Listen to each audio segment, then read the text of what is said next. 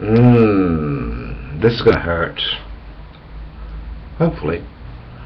It's going to hurt your girly feelings, you so-called Christian scumbags. If you go to your pretty little church or your kingdom hall, if you're in a cult. Israel was supposed to be the light of the world, and they failed big time. They went to idolatry and followed the pagan nation's customs. That's why Messiah, who was born through the loins of Israel, became the light of the world. And he said in the Sermon on the Mount that we should be, Christians, the light of the world. Are we? Really? Are we really the light of the world? Are you proud to be part of a scumbag Christian nation that approves of war, abortion, No wonder we're told in Revelation 18 verse 4, get out of her, my people. Get out of her. It's like Isaiah says, the tables are full of filthy vomit. And also, the Father spoke through Isaiah, why do you people keep paying out for what is not bread? People are so dumb. Look, let's get real. Really freaking real. The Father smashed Jerusalem. Not just once, twice. In 587 BCE, through Nebuchadnezzar, Babylonians, and in 70 AD through the Romans. Remember the disciples in Matthew 24 that took the Messiah up to the mount and said, oh, look at the wonderful temple, Lord. Just look at it. And he said, what? Did he say, yeah, isn't it nice? He said, no. The days are coming when not one stone will be left upon a stone. The Romans were ruthless. They denuded the forestry around Jerusalem and made pointed stakes. The Romans were ruthless, stoic people. And guess what? 1,100,000 Jews were butchered in that city, apart from those taken into captivity. Judea Capta was a coin minted by the Romans, Judea Capta. And you think, because you go to a pretty freaking church, because you believe in Jesus Christ, you're going to be saved? Get real. These people, these Christian churches, are travelling merchants, Revelation 18, who are scamming you. Where do you get this concept from? That you have to go to a building and pay money to connect with Messiah. Read Hebrews chapter 1 verse 1 very carefully. The Father spoke through the writer of Hebrews, this very important verse, Hebrews 1 verse 1. In the past, our Father spoke in many ways to our forefathers, the prophets, okay? In these last days, He has spoken to us by means of a Son. By means of a Son, whom the Father appointed heir of all things. That rules out any denigration, abrogation of the Son's authority. Does He need pieces of scumbag flesh to reveal truth? Come to me. Come to me. Have you today, for example, I apply to myself,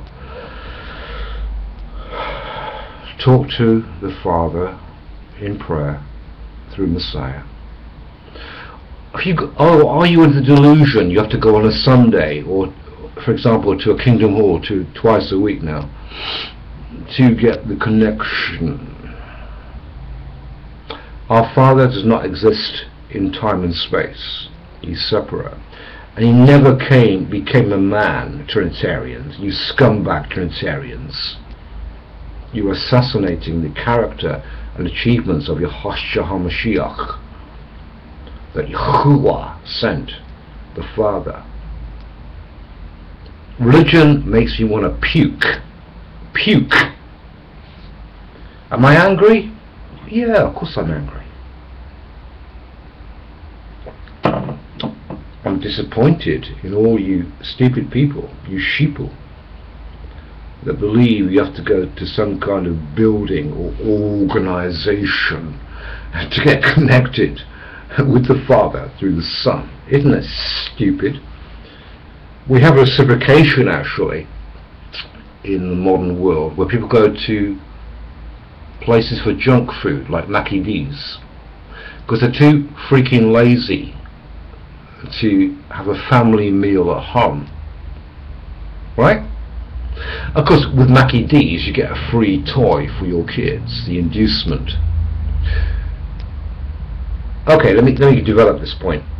The Reformation in the UK started was not really a restoration, it was a challenge against the Catholic Church, idolatry about indulgences, Martin Luther, etc. It wasn't a restoration, because the 47 translators of the King James Version, 1611, were what?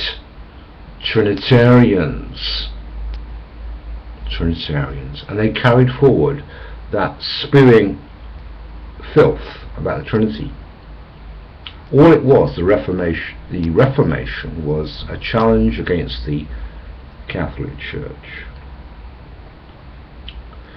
You know, very, very few people on this earth recognize who Messiah is. I've met many in my small sphere of life.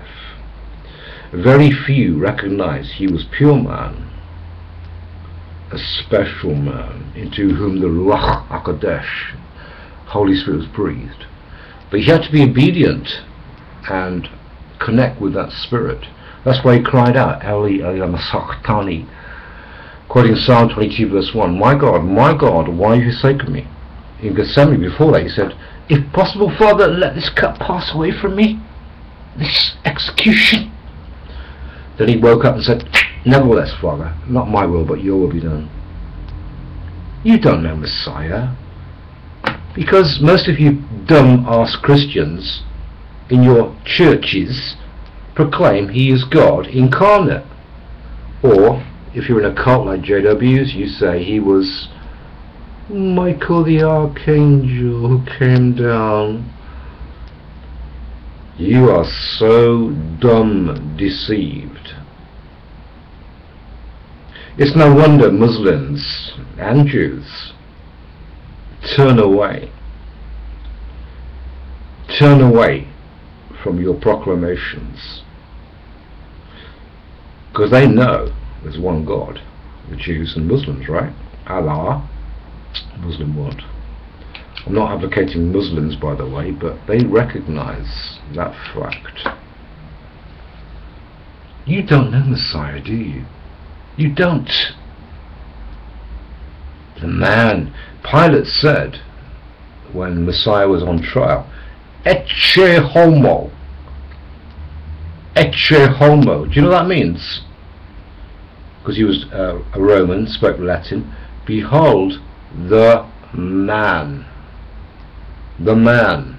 Yahushua HaMashiach. Until you and I recognize this one fact, Messiah was pure man. The angel Gabriel said to Mary, or Miriam in Hebrew, that God the Father would give him, this baby born in your loins, Mary, in your womb, will be given the throne of David. Have you considered that verse very carefully in Luke? He will be given the throne of David. And where is that throne of David? On earth. On earth. You see, so many Christians are wrapped up in this rapture crap, which is only about 200 years old, through Darby, a guy called Darby, a prick called Darby. And you raptured people are going to be so disillusioned when you're going through tribulation that's coming very shortly on this earth, say, why me, Lord, why have not been taken up? Have you read the scriptures properly? Matthew 24 verse 13, he that is endured to the end is the one that will be saved. And you carry on. Unless those days were cut short of the tribulation, no flesh would be saved, but on account of the chosen ones, the elect on the earth, those days will be cut short. Get away from all Christendom crap. Please. You and I are going to go through great tribulation. Thessalonians says this very importantly. It's righteous on God's part to repay tribulation to those who create tribulation for you, when the Lord descends with his angels in a flaming fire.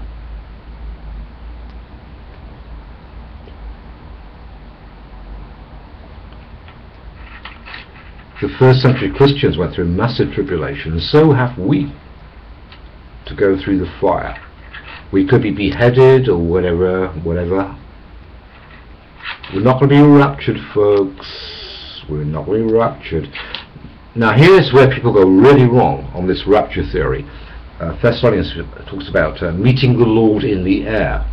Right? Get this point. The Lord, Messiah, is coming through the atmosphere, and the chosen ones will escort him to his kingdom on earth.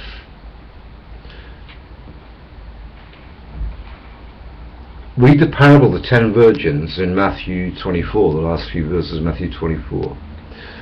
The 5 wise virgins escorted the Messiah to the chamber. They didn't go somewhere else, and the 5 foolish came knocking on the door.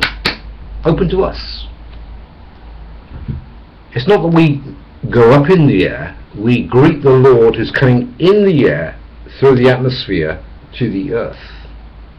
Get it? Very few people recognize this point.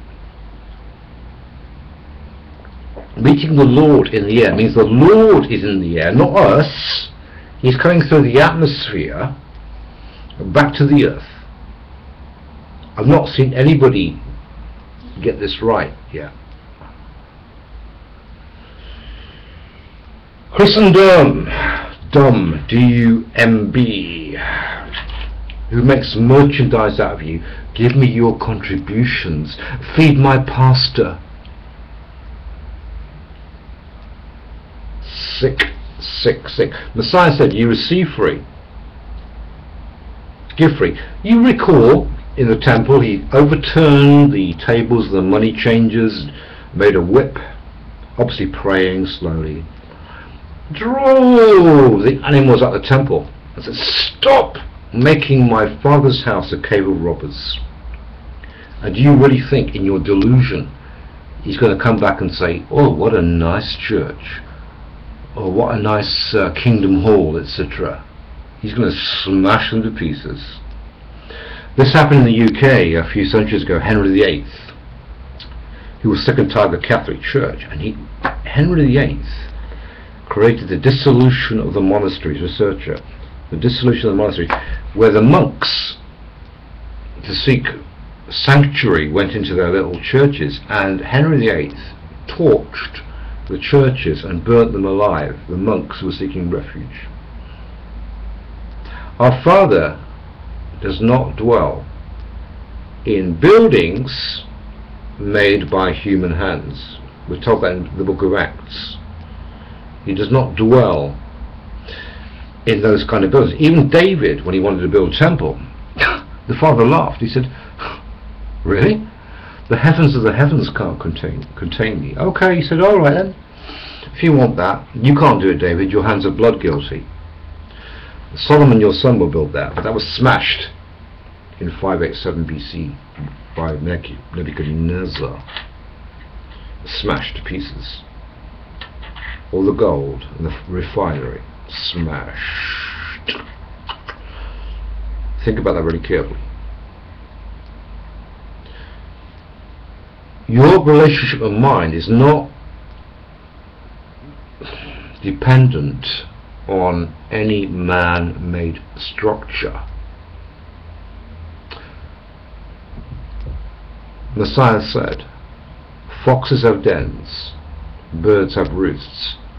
The Son of Man has nowhere to lay his head." Yes, he went to the synagogue to preach occasionally. The first century Christians didn't go to any church. They were in private homes. Now Constantine, who saw the so-called sign in hoc signo vinces, in this sign conquer the cross, didn't like the fact that these people were meeting in private homes, so he created the church system with bishops coordinating the structure. The home worship was done away with. Where would you rather eat? With your family at home, with a nice meal, or go to Mackie D's? Think about this very carefully. Shalom.